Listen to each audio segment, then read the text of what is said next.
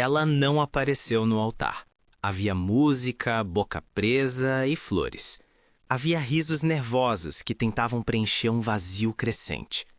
200 cadeiras alinhadas, olhares que buscavam um rosto que não chegava.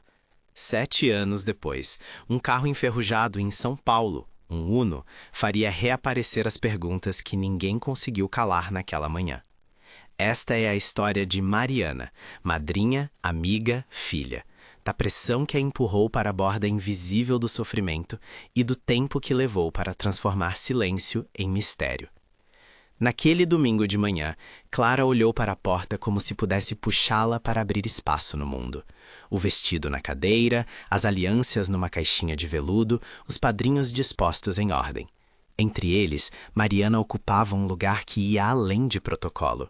Era quem Clara havia escolhido para segurar a mão no altar, a presença que prometera ser porto em qualquer mar. Em vez disso, havia uma cadeira vazia e um telefone que não atendia. As primeiras horas foram confusão e esperança. Talvez um atraso, talvez o carro preso, talvez um telefonema que só precisava ser feito. A cada minuto que passava, a esperança se tornava mais frágil. Antes de chegar a esse domingo, era preciso entender Mariana, não para justificar, mas para humanizar. Nascida numa cidade do interior, filha única de Marta e Roberto, cresceu entre regras e cuidados. Marta, mulher prática, fazia da proteção quase uma profissão, revisava as roupas antes de sair, acompanhava compromissos, ligava 3, 4 vezes ao dia para saber se estava tudo bem. Roberto, homem de poucas palavras, atuava como presença silenciosa, um campo morno de apoio que raramente traduzia palavras de afeto. Essa dinâmica familiar, repetida por anos, desenhou em Mariana um padrão, afeição associada à vigilância, liberdade sempre com um preço. Na adolescência, Mariana aprendeu a ler sinais. Aprendeu que pedir ajuda era um possível conflito, que demonstrar fraqueza abria portas para mais controle. Quando adolescente, noites de estudo foram interrompidas por ataques de ansiedade que para a família eram um nervosismo. Na universidade, os sintomas se tornaram mais claros. Insônia que brotava do nada, episódios de pânico em locais cheios, perda de apetite em semanas de pressão. Nem tudo era tragédia. Ela tinha talentos, era metódica, gostava de cozinhar para amigos e tinha uma risada que iluminava pequenas salas. Mas havia também um cansaço que não admitia descanso. O papel de madrinha lhe foi oferecido de forma natural. Clara e Mariana cresceram juntas, atravessaram empregos instáveis, terminaram relacionamentos, criaram um pacto de apoio. Quando Clara pediu Mariana para ser madrinha, foi quase um alívio para ambas, um sinal de confiança e continuidade. Para a família de Mariana, no entanto, era mais um motivo para reforçar cuidados. Você vai ter que estar pronta às 7. Vem cedo, não esqueça, dizia Marta, com a suavidade de quem acredita estar protegendo. Para Mariana, a proposta trouxe alegria e, ao mesmo tempo, uma pressão que escancarou um ciclo. Não era só o compromisso público, era a hipótese de falhar diante da expectativa. Nos meses que antecederam o casamento, sinais começaram a aparecer com mais frequência. Pequenas coisas, fáceis de serem descartadas por quem olha de fora. Convites que não chegavam a tempo, uma mensagem que ficava sem resposta, um ensaio que ela preferia não ir porque tinha dor de cabeça. Amigas notavam olheiras profundas, maior sensibilidade aos ruídos, uma tendência a se isolar depois de encontros grandes. Daniel, amigo de longa data e confidente, descrevia conversas que terminavam em silêncio. Mariana queria explicar, mas as palavras fugiam. Confessava medos, mas recuava quando o tom de quem escutava mudava para preocupação prática demais. Toma remédio, procura um médico, e não para a escuta verdadeira que buscava. Há um ponto em que o cuidado vira contenção. Marta viu os sintomas como motivos para ampliar o controle. Horários fixos, listas de tarefas, registro de saídas e chegada.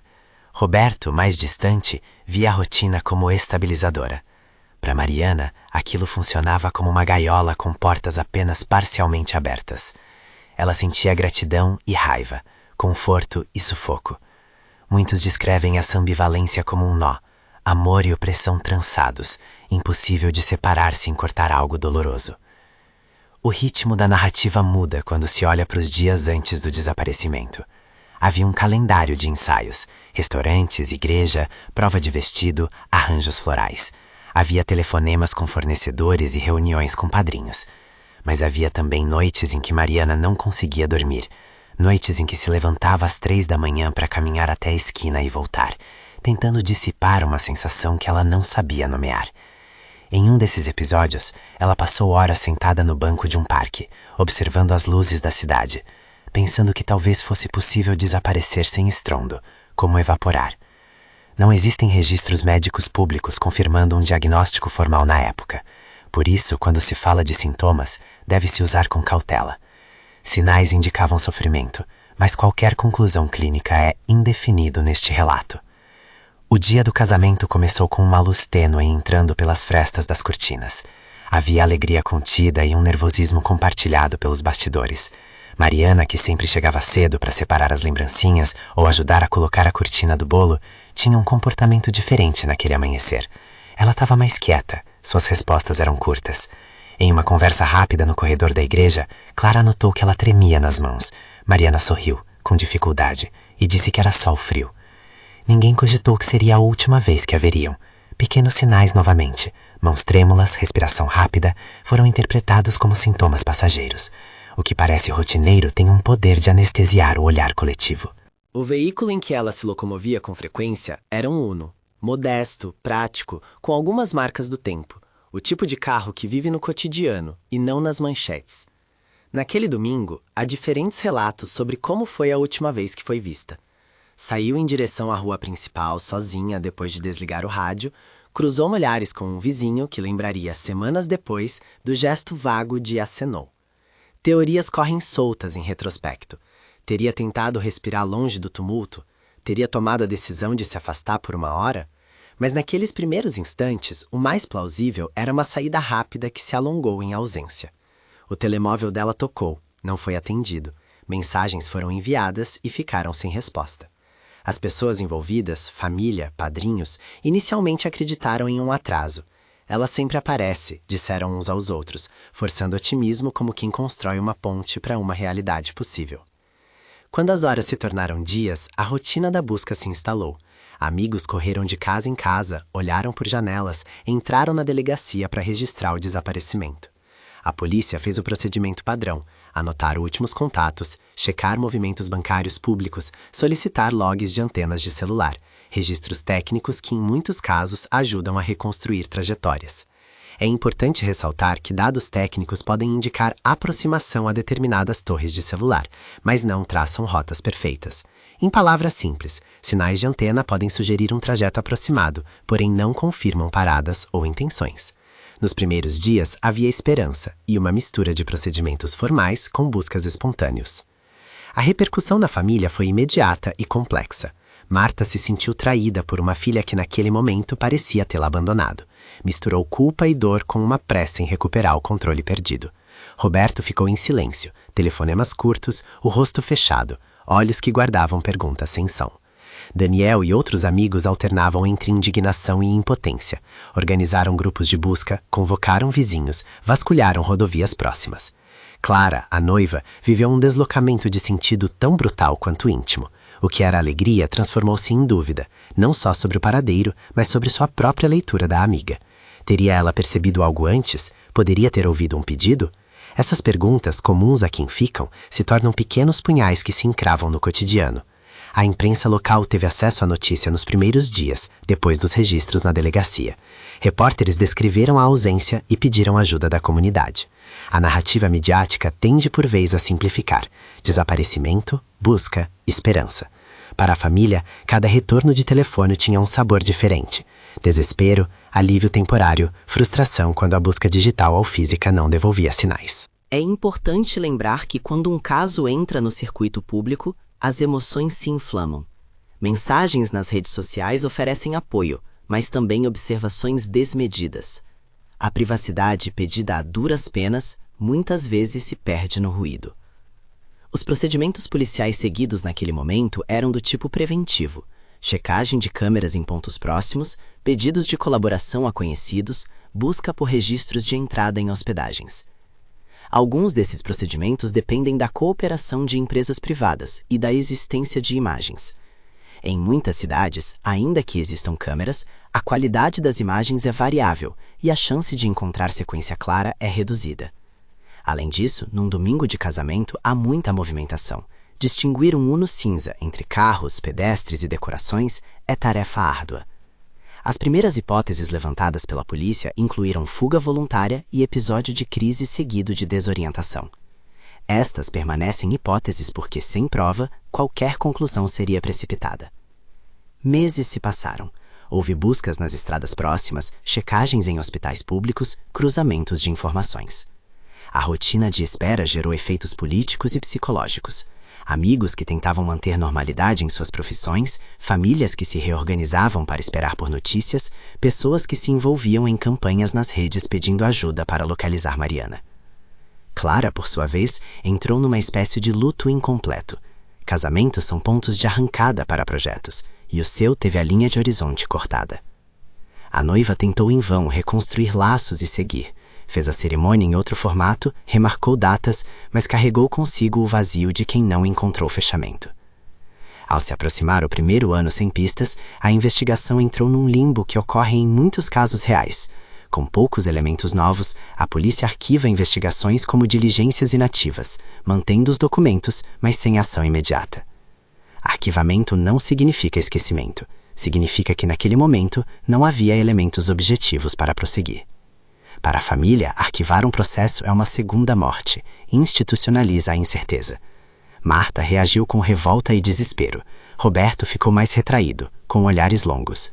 A vida de todos seguiu de forma arrumada e irregular.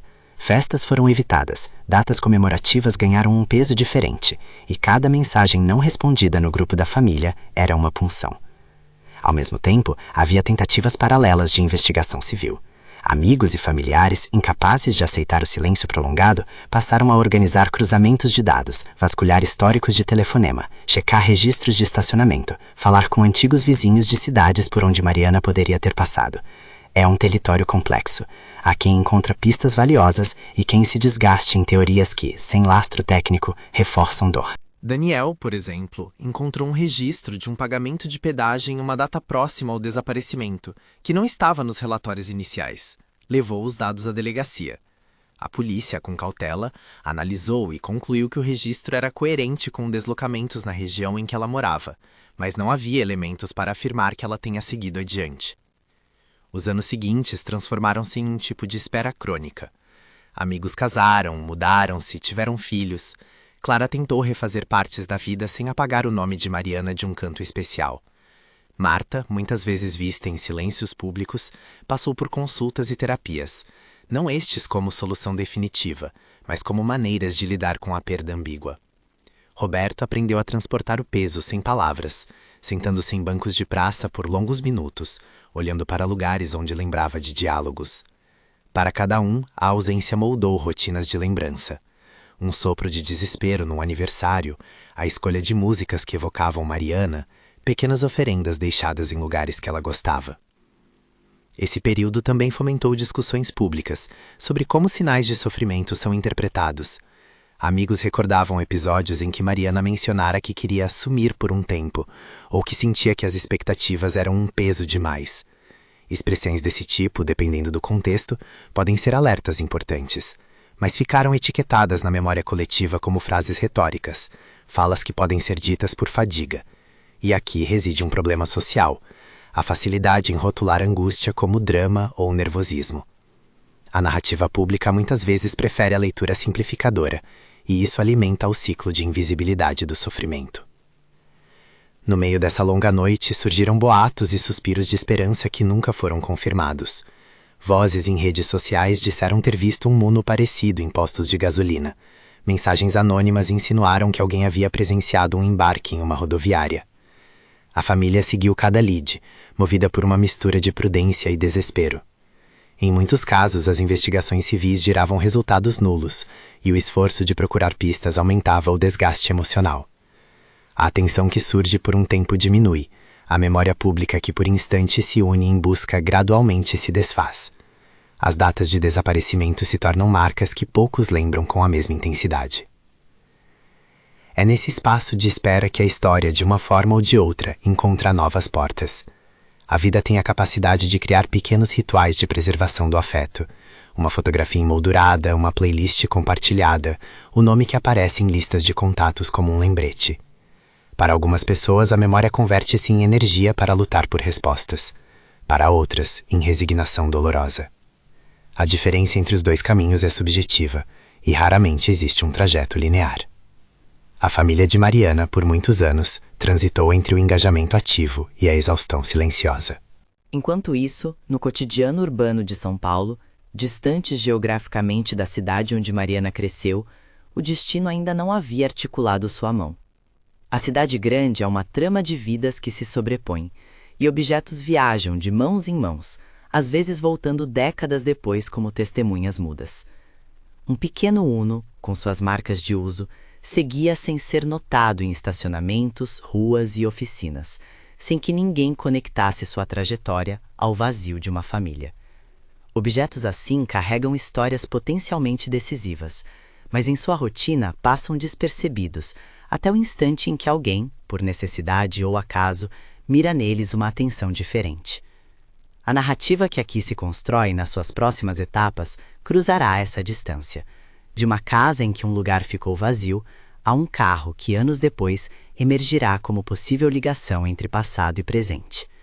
Por ora, porém, o que permanece é a constante ausência, o arquivamento institucional e o esforço íntimo de quem se recusa a transformar saudade em silêncio definitivo.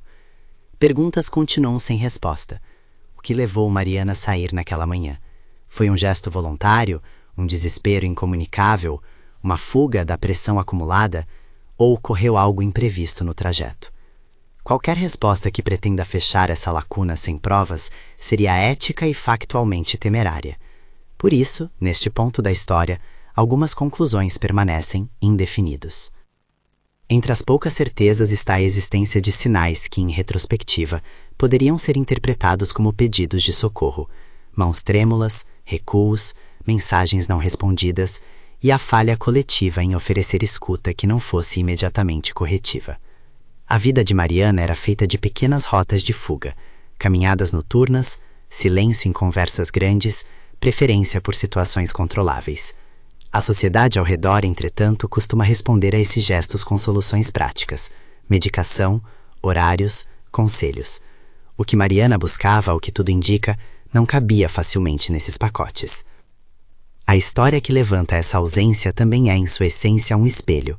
Espelha a insuficiência das redes de cuidado, a fragilidade de entendermos o limite entre proteção e aprisionamento e a urgência de aprendermos a ouvir sem apressar. Não se trata de acusar, mas de convidar à reflexão. Quantas vezes confundimos respostas com escutas? Quantas vezes um vai passar apaga a chance de perguntar: o que está passando por você? Muitas vezes a palavra adequada não cura, mas abre caminho para que a pessoa se sinta vista. Ao chegar ao fim desta parte da narrativa, a tensão permanece. Amigos continuam a buscar, familiares continuam a rememorar, e a cidade segue com suas ruas cheias de histórias não contadas. O Uno, que anos depois será encontrado em São Paulo, não entrou ainda no enredo público. Há um caminho curto entre o que se sabe e o que se imagina. É nesse limiar que a investigação cruza os afetos. A segunda parte dessa história trará a retomada de pistas que foram deixadas adormecidas, a redescoberta de objetos que pareciam banais e uma nova onda de procedimentos que reacenderá perguntas que muitos já tentaram enterrar. Até lá, o que fica é o retrato implacável de como a pressão e a falta de escuta podem empurrar alguém para um limbo em que a ausência se torna permanente. E, entrelaçado a isso, o lembrete de que a compaixão ativa é muitas vezes a última linha de possibilidade. Se esta narrativa estiver tocando você, inscreva-se no canal e ajude a compartilhar histórias que pedem mais do que curiosidade, pedem atenção. 7 anos se passaram antes que a trama silenciosa que cercava a ausência de Mariana voltasse a pulsar com intensidade pública. Foi um funcionário de uma prefeitura regional em uma área periférica de São Paulo quem repassou à polícia um chamado rotineiro. Um Uno abandonado havia sido identificado num lote à beira de um córrego, entre sucatas e entulhos. À primeira vista, para quem lida com sobras urbanas, era só mais um automóvel degradado. Para quem acompanhara desde sempre a história daquela cadeira vazia num altar, o carro tinha um poder diferente. Podia ser pista, podia ser lembrança. E foi por essa ponte frágil que a investigação reacendeu. O veículo, de cor discreta e com marcas de tempo, chamou a atenção por detalhes reconhecíveis: modelos de calotas, arranhões no para-choque e adesivos antigos. Um funcionário da fiscalização fez foto, reportou a localização e aguardou. Não havia pressa aparente naquele lote. Carros ficam ali meses, às vezes anos. A polícia local recolheu o Uno e o enviou ao depósito municipal para a perícia. Dali em diante, os trâmites foram técnicos e lentos, alimentados tanto por protocolos quanto pela necessidade de conciliar cidade grande e cidade pequena. Investigadores de uma delegacia distante precisarão formalizar pedidos de acesso, laudos são demandados, imagens são solicitadas. Quando a notícia chegou à família, a reação foi imediata e ambígua. Foi uma fagulha que acendeu antigos cômodos de dor e esperança. Marta recebeu a ligação com mãos que tremiam. O telefone parecia, por um instante, um objeto que poderia trazer tanto resposta quanto defeito. Roberto, que durante anos havia guardado emoções em silêncio, fez a primeira viagem, ou talvez a primeira de muitas, à capital. A notícia foi tratada pela delegacia responsável como ponto de partida para uma nova investigação, não como encerramento. O tom oficial era contido. Havia um Uno recolhido que, por características visuais, poderia ser o mesmo usado por Mariana, e a polícia abriria procedimentos para verificar a propriedade, o histórico do chassi e possíveis vestígios. Em documentos públicos posteriores, os termos usados foram precisos, porque a precisão era a única defesa contra suposições perigosas. Possível vínculo, sob investigação, em análise. A perícia no automóvel levou dias. Técnicos removeram painéis, retiraram carpetes, buscaram sinais de uso prolongado ao tempo, depositaram fragmentos de sujeira para análises e registraram todos os números do chassi e do motor. Num primeiro cruzamento, o número do chassi levou a um registro, que em sua origem estava vinculado a uma transferência de propriedade feita anos antes do desaparecimento de Mariana. Informação plausível o suficiente para justificar nova investigação e cuidadosa o quanto possível com o que dizia ser confirmável. Mesmo essa conexão precisava ser interpretada com cautela.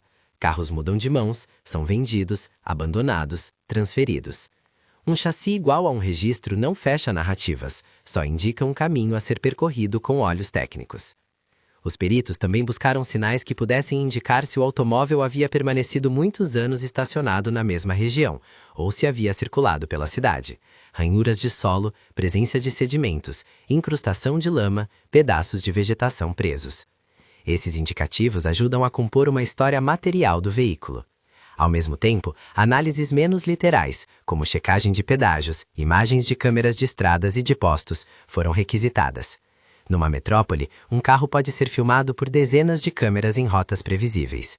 O desafio é cruzar registros, que em muitos casos não ficam guardados por tanto tempo. Procedimentos burocráticos e a necessidade de colaboração de órgãos diferentes dilataram o tempo das respostas.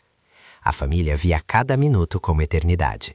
Marta acompanhou a retirada do Uno do pátio da prefeitura com um misto de alívio e receio de que o que viesse a ser encontrado naquele aço velho pudesse transformar suas esperanças em algo definitivo. Daniel viajou junto, oferecendo uma presença que era simultaneamente apoio e esforço para conter piores versões do imaginário. Clara, agora acostumada a carregar um vazio convertido em ritual, preferiu não ir no primeiro momento. Estava assustada com a possibilidade de que um objeto devolvido pudesse arrastar para a superfície lembranças que havia tentado manter em compasso. No entanto, foram até São Paulo representantes da família que tinham força para enfrentar a logística e a intensidade do reencontro com o símbolo que era o carro. Nos laboratórios, os procedimentos seguiram protocolos, eventuais vestígios biológicos foram recolhidos, fotos detalhadas foram produzidas, uma série de laudos fotográficos documentaram níveis de corrosão e presença de elementos orgânicos. Quando há vestígios que podem ser de interesse para a identificação humana, as amostras são encaminhadas a laboratórios especializados para análise. Mas a investigação penal exige cautela. Um vestígio pode ser contaminado, pode pertencer a qualquer pessoa que tenha passado pelo carro ao longo dos anos. Esses fatores tornam conclusões imediatas arriscadas. A linguagem utilizada nos relatórios reflete essa prudência: possível material orgânico, necessidade de contraprova, amostras enviadas para exame de DNA, resultado pendente. Enquanto técnicos trabalhavam, A imprensa, que por vezes tinha se afastado do caso, retornou com perguntas mais diretas. Reportagens nacionais tocaram a tecla da tragédia prolongada. Carro encontrado, família busca respostas. É um movimento previsível do jornalismo. Há histórias que ganham novo fôlego quando um objeto ressurge como gatilho. Para a família, a cobertura foi um espelho ambivalente. Servia para pressionar por respostas, mas também revivia feridas. Marta comentou em conversas restritas que nessa fase sentia-se exposta. É como se cada câmera fosse um espelho que me devolve aquela manhã. As palavras traduzem o peso de transformar um luto íntimo em narrativa pública. No decorrer das semanas, a perícia encaminhou relatórios que, em linguagem técnica, apontavam para uma possibilidade importante. O chassi do Uno encontrado constava em sistemas como pertencente, em certa época, a veículos registrados no município onde Mariana vivia.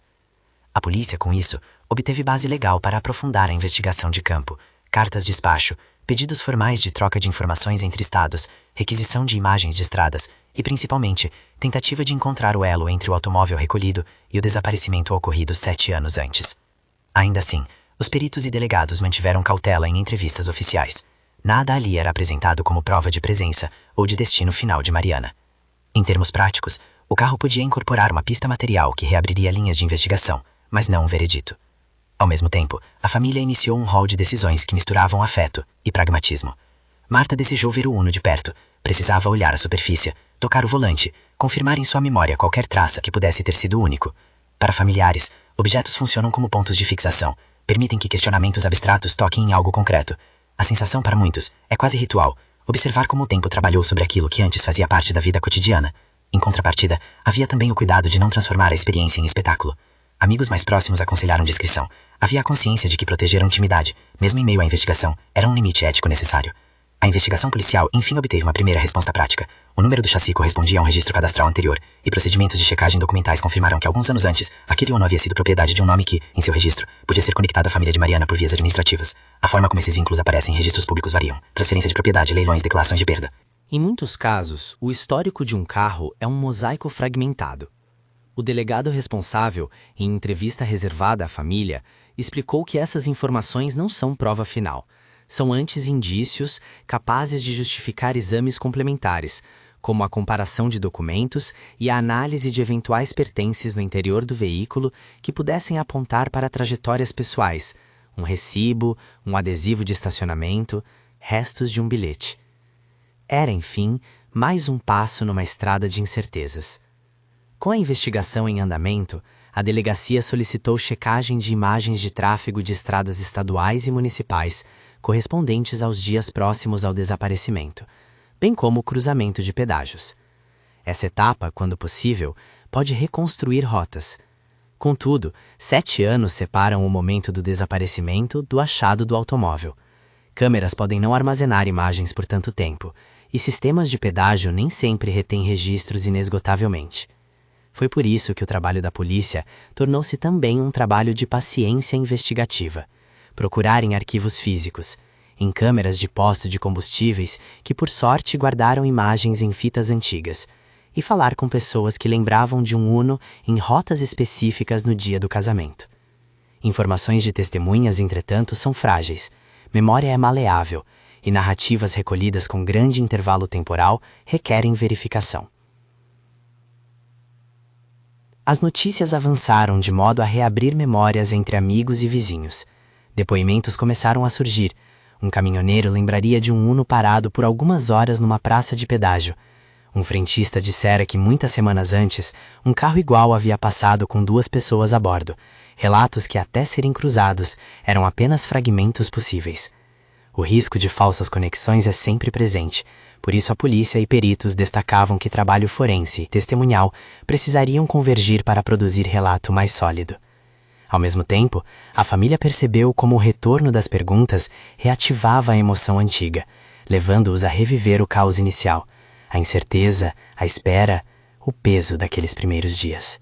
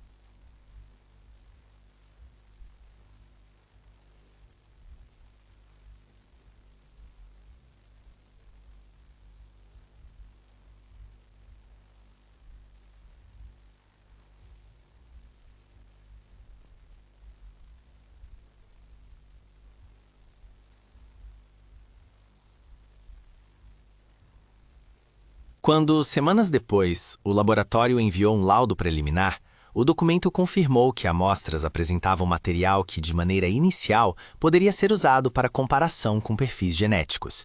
O laudo não declarava conclusões definitivas, apenas indicava que era possível, tecnicamente, seguir para comparação com material de referência. É importante sublinhar: a presença de material viável num veículo antigo não significa que haja indicador claro de que este material pertença a uma pessoa desaparecida. Por esse motivo, as autoridades requisitaram amostras de referência à família, materiais que poderiam confirmar identidade por comparação. A essa altura, a investigação caminhava entre dois polos: o desejo humaníssimo de respostas e a disciplina imparcial das técnicas forenses. Diante da possibilidade de um exame que pudesse, de fato, ligar testemunho laboratorial e ausência, a família decidiu fornecer material para a contraprova. Procedimentos de doação de amostras são simples, mas trazem uma carga emocional enorme. Entregar uma escova de cabelo, uma amostra de saliva, um fragmento que possa ser usado para comparação é aceitar que, caso haja correspondência, se abrirá uma porta irrecuperável. Marta hesitou muito antes de assinar os papéis. Naquele momento, tudo o que queria era saber, mesmo que a resposta trouxesse uma ferida definitiva. Para muitos familiares de desaparecidos, a verdade pode ser ao mesmo tempo alívio e condenação. Delimita a fronteira entre incerteza e pesar reconhecido. Quando o exame de comparação foi concluído, os resultados foram comunicados à família em termos técnicos e depois em linguagem humana. O laudo indicava que, de acordo com a comparação entre amostras, havia correspondência genética entre fragmentos coletados no Uno encontrado em São Paulo e o material de referência fornecido pela família. A expressão usada nos relatórios oficiais é deliberada e contida: correspondência compatível, probabilidade de identidade aumentada, resultado conclusivo dentro das possibilidades técnicas do exame. Para além das palavras do laudo, para Marta e Roberto, aquilo significou algo que a linguagem do forense precisava traduzir com cautela: a possibilidade de que o carro de fato estivesse ligado à trajetória de Mariana. Na esfera pública, autoridades responsáveis descreveram o resultado como um avanço significativo, mas não como verdade final. Palavras que assinalavam, mais uma vez, o compromisso com a precisão. É necessário sublinhar um ponto crucial: a presença de material genético compatível com uma pessoa que estava no interior de um veículo não necessariamente oferece resposta única sobre o que ocorreu. A identificação confirma um vínculo entre pessoa e objeto. Não responde por si só sobre as circunstâncias que levaram à presença naquele local ou sobre a causa de um eventual desfecho trágico. Era exatamente aí que residia a dor mais aguda para a família. A esperança de um nome e o luto pela ausência se encontravam num limiar duro, porque confirmações científicas clarificavam uma parte da história, mas não devolviam às lacunas seus contornos emocionais. A sensação de fechamento, quando existia, vinha com notas de incompletude. Com a confirmação laboratorial, ainda que cuidada, a família confrontou a possibilidade de transformar a incerteza em um rito de despedida. Havia, entre membros e amigos, conversa sobre o que fazer a seguir: enterrar simbolicamente, organizar um ato em memória, criar um espaço de lembrança. Marta desejou um pequeno sepultamento simbólico, uma cerimônia restrita àqueles que acompanhavam a história desde o início. Clara, ainda fragilizada, sentiu que qualquer cerimônia seria um recomeço doloroso e ao mesmo tempo necessário. Amigos falaram em plantar uma árvore no novo lugar de memória. Essas escolhas, íntimas, culturais e pessoais, serviam para dar forma ao luto que por tanto tempo esteve suspenso. Antes de qualquer ritual, no entanto, questões legais precisaram ser resolvidas. A polícia, com laudos em mãos, formalizou o relatório técnico e enviou recomendações para que o Ministério Público avaliasse se havia elementos para abrir inquérito específico sobre eventuais crimes contra a pessoa. Peritos e delegados, ainda hesitantes em emitir conclusões sobre as circunstâncias finais, trabalharam para consolidar indícios e apontar caminhos processuais. Para familiares, o movimento institucional teve duas faces. De um lado, a consciência de que a máquina estatal poderia finalmente agir para esclarecer circunstâncias. Do outro, o medo de que a tramitação jurídica voltasse a transformar luto em procedimento. Em situações assim, a justiça se apresenta como recurso e desafio ao mesmo tempo. Ao longo dos meses seguintes, a investigação aprofundou-se em detalhes que antes estavam adormecidos. tentativas de localizar imagens de câmeras antigas em estradas, perícias complementares sobre a cronologia do carro, busca por registros de manutenção e leilones. Equipes de investigadores foram designadas para ouvir testemunhas, que na primeira onda de buscas poderiam não ter falado, ou que com o tempo lembraram de detalhes relevantes. A retomada do trabalho investigativo trouxe à tona também a necessidade de colaboração entre delegacias estaduais, uma vez que o carro for encontrado em São Paulo e o desaparecimento ocorrerá numa outra cidade. A burocracia se fez presente, mas com ela, perseverança. O encontro entre a família e o Uno recolhido, entretanto, deixou marcas físicas e simbólicas. Ao verem o automóvel pela primeira vez, houve quem descrevesse uma sensação estranha. Não era só metal, era um lugar onde histórias se cruzavam. Havia nos assentos marcas que poderiam pertencer a rotinas antigas, um cheiro residual de tempos passados, um relógio de pulso esquecido numa porta. Pequenas evidências que sozinhas não provam nada, mas que juntas reconstituíam um pedaço de cotidiano. A cena foi para alguns praticamente litúrgica. Tocar o rolante, identificar um arranhão no banco que lembrava uma tarde qualquer. Esses gestos têm valor porque transformam o imaginário em concreto, e é no concreto que a memória encontra apoio para existir. Em meio a tudo isso, a narrativa pública e privada seguiu em compasso tenso. Houveram vozes que cobraram respostas rápidas, outras que pediram paciência, e discursos que tentaram requalificar o sofrimento em aprendizado coletivo. Marta, que durante anos vivera num estado de vigilância e falta, expôs ao público sua dor com palavras que buscavam medida. Falou sobre o que significou carregar a dúvida e sobre a necessidade de ouvir sinais de pedido de ajuda. Em entrevistas, ela evitou teorias que pudessem ferir terceiros e repetiu um apelo que passou a ser quase mantra: que ninguém faça da ausência de quem ama um motivo de espetáculo. As palavras buscavam, sobretudo, reposicionar a narrativa como algo que exigia respeito. Entre os amigos, houve também reações de culpa e tentativa de reparação. Daniel, que fizera parte de buscas nos primeiros dias, falou sobre como aprender a identificar sinais que antes passaram despercebidos. Era a voz de quem mede o tempo com reticências. Se pudesse voltar. E a frase não dizia apenas arrependimento, dizia demanda por escuta. Clara tentou reorganizar sua vida com um novo limite, manter-se presente às memórias sem permitir que elas definissem cada passo. O processo de reconstrução foi desigual, íntimo, marcado por idas e vindas. A família realizou, em pequena escala, um rito de memória que teve elementos de despedida e de afirmação. Foi uma cerimônia contida, reunindo apenas parentes e amigos mais próximos. Havia flores, cartas lidas em voz baixa, e uma música que lembrava risos passados. Em lugar de um enterro formal, uma vez que não havia um corpo a ser velado publicamente nem confirmação de circunstâncias finais, o ato foi simbólico. Depositaram no solo algumas lembranças, acenderam velas e pronunciaram palavras de memória. Para aqueles presentes, foi um momento de encerramento parcial, porque certas perguntas permaneceram sem resposta.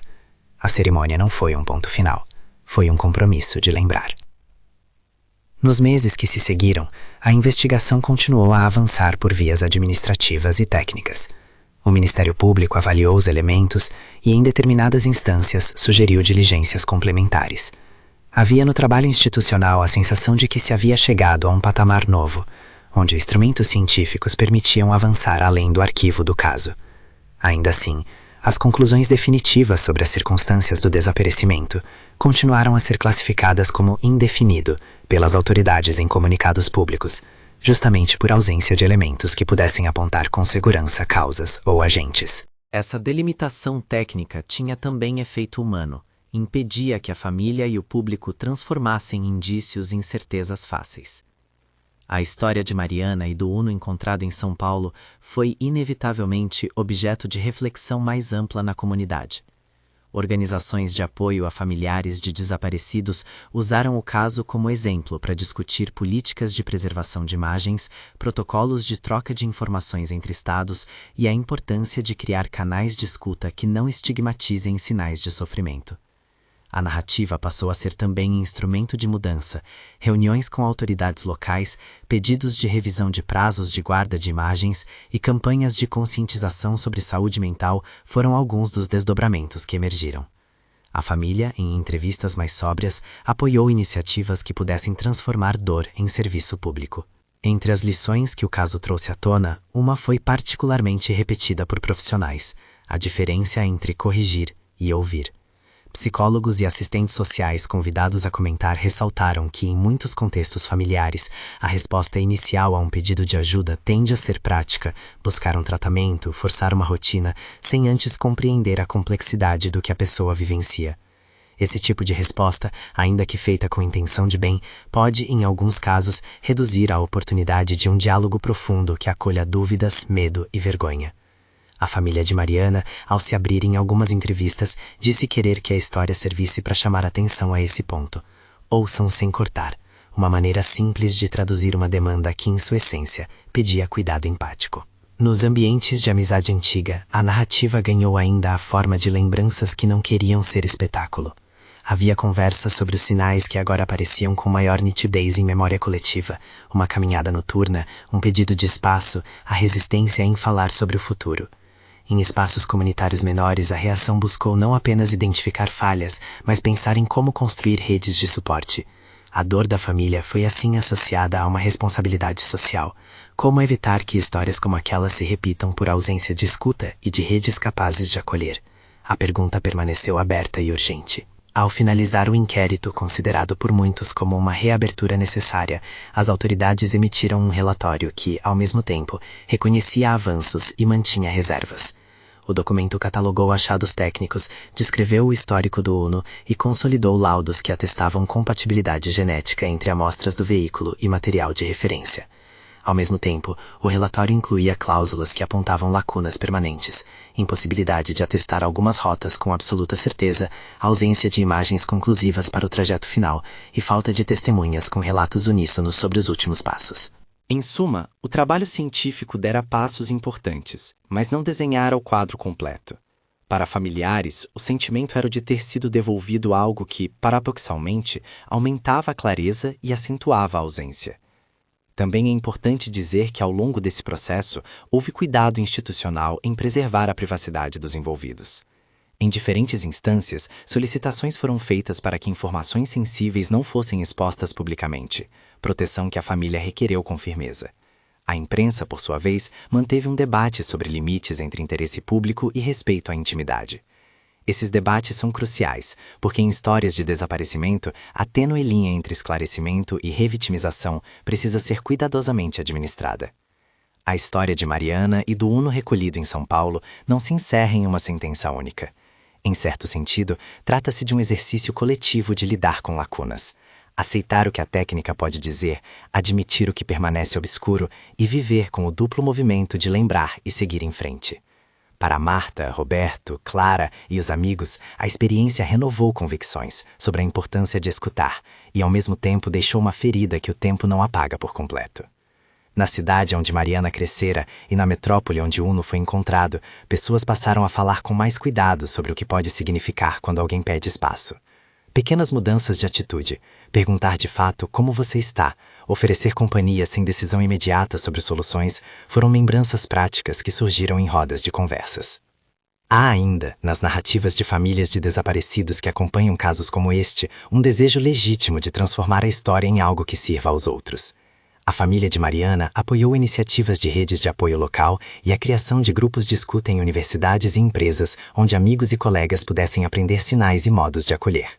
Em pequenos atos como palestras e rodas de conversa, compartilharam sua experiência com a esperança de que menos famílias vivam o limbo do inquérito inativo e a agonizante espera da confirmação.